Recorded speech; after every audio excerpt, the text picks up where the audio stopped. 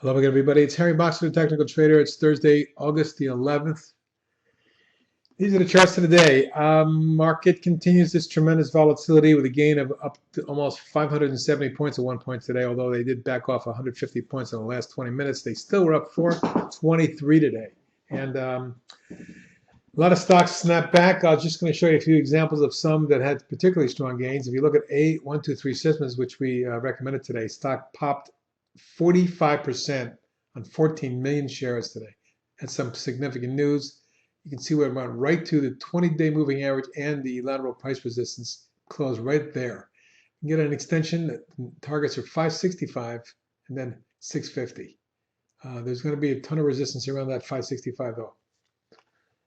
Caribou Coffee, another up day. The stock continues to amaze and has been going steadily right up through this declining market, except for one ugly day here earlier in the week. Still, the unbalanced volume, money stream, et cetera, all making new highs. The stock looks like it's headed for 18.5 at the top of the channel. Cree. Well, one of the box of shorts, which reached the bottom of the channel and was taken off my list, then snapped back and has run from 26.5 to 37, more than 10 points just in the last 3 sessions. Now, yesterday it popped through, hit the declining tops line and backed off, but held right around the resistance point and above the moving averages. Today it gained another 208, 6% on 8.5 million. And it looks like it's maybe triggered a new intermediate move that's going to reach substantially higher prices. But first, short-term target at 39 and secondary target about 43, 44. Cisco had a big day today on earnings. The stock gapped up to 1545, ran to 1624, closed at 1592, up 219, 16% on a huge volume today. And the stock, as you can see, had a big gap. Now, you can see where the top was today, right at the declining tops line. There's a lot of resistance in this area between 16.25 and 16.5. So let's keep an eye on that. If Cisco is able to get through that, then my secondary target would be up around 18. So stay tuned for that. Datalink. I was telling you last week I like the pattern. I particularly like the thrust through resistance here. And then even though it double topped and then pulled back, it held right at the 50 and snapped back the last couple 3 sessions. I'm looking for a retest of the 11, 11.25 range, perhaps even as high as 12.25 short term. I wanted to review some of the ultra short, ultra longs, the FAS, which we traded today. You can see it had a big reversal day 2 days ago. Pulled back, but held support, and then today jumped another $1.95. You can see where resistance is up around the 15, 15.25 area up here. But should it get to that, I'd look for something around 17.5, and then perhaps as high as 20 going forward if the market does continue its rally here.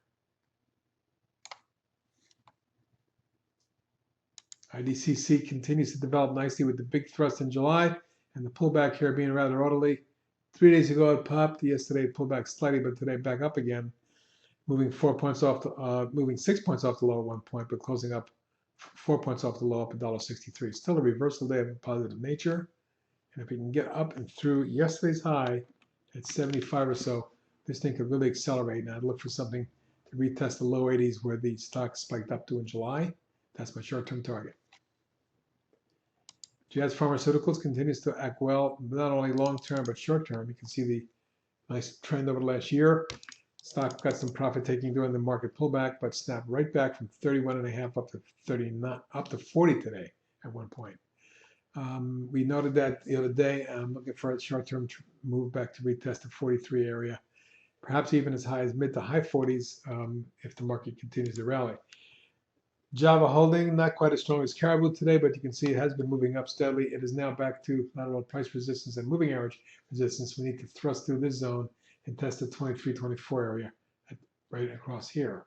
If that's taken out, of course, we may make a run at the early July high, 28.5 on a secondary move. MCP up 259 today to 54.14, but in aftermarket on stellar earnings has exploded up towards 58.9.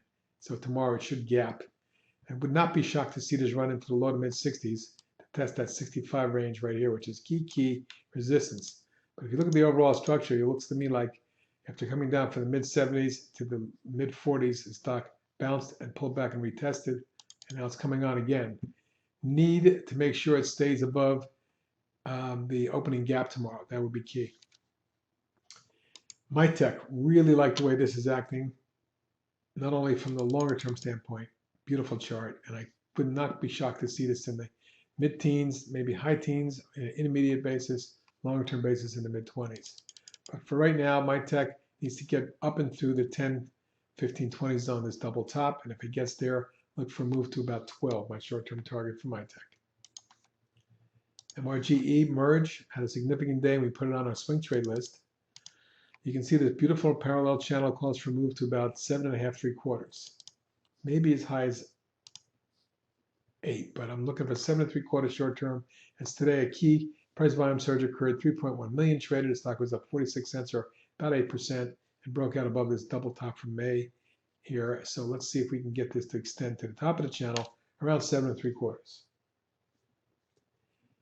Questcor acting very well, continues to act well, even in a declining market. Pulled back, although filled the gap and then held the moving average and trend line and bounced. It's been moving up steadily, up another 87 cents today. Only 3%, but still I'm looking for a move to higher levels around 34.5 for Questcor. Sturm, even though it popped big in July and then pulled back, look where it held right on the 50-day moving average. Reversed, followed through and backed off yesterday, and then today came on again. It was up another $1.62 or 6%. I'm expecting a test 30. If it gets through that, then we can see the stock in the low 30s, maybe 32, 33.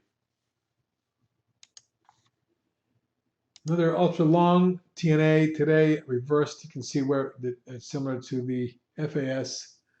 It reversed 2 days ago, big time, pulled back but held the support around 37 and is back up to near resistance. It's important that if this is going to be a reversal pattern, we need to take out today's high at 46.20. If it does occur, I'm looking for 49 and then mid-50s. And that is it for today's update in the charts of the week. Excuse me, charts of the day. And it's the last charts of the day for this week, as the TechTrader.com is on semi-vacation day. I'll be on the desk early tomorrow morning, but that's it for a couple hours. And then I'm off on some personal days. Business. Bye-bye.